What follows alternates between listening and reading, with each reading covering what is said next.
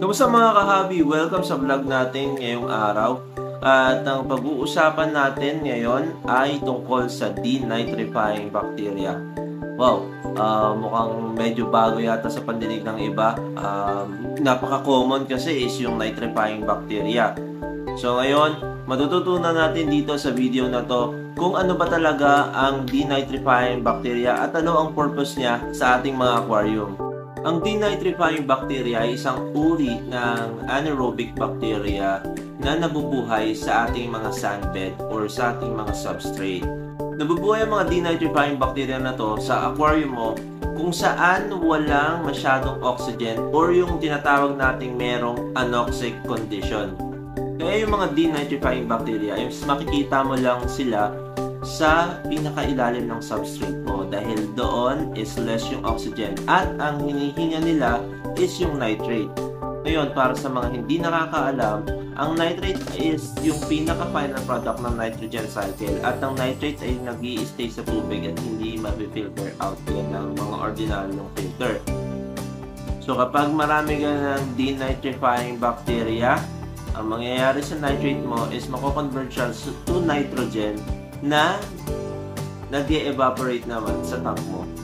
Kaya kadalasan yung mga malalaking tank o yung mga matatagal na aquarium or tinatawag natin na mature tank is kadalasan talaga hindi na pinapalitan ng tubig dahil kompleto na yung mga anaerobic bacteria na nakakatulong i-break down lahat ng toxins sa tank mo. So ngayon, alam nyo na kung ano yung sikreto ko dito sa Petlix Backyard kung bakit hindi ko na pinapalitan ng tubig yung saltwater tank ko. Well, bukod sa fish only with live rocks lang siya, dahil sa matured na yung tank ko, marami na akong denitrifying bacteria na nagne-negate ng nitrate.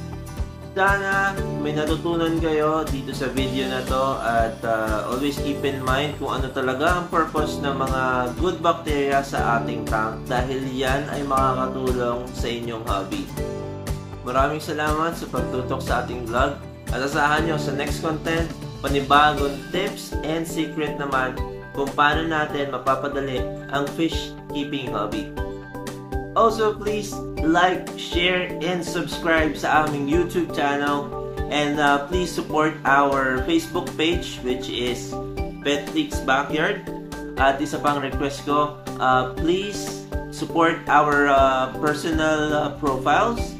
Ito, at saka ito. Makikita nyo yung ibang side namin dyan at makikita kayo ng mga kung ano-anong content namin. So, bye-bye!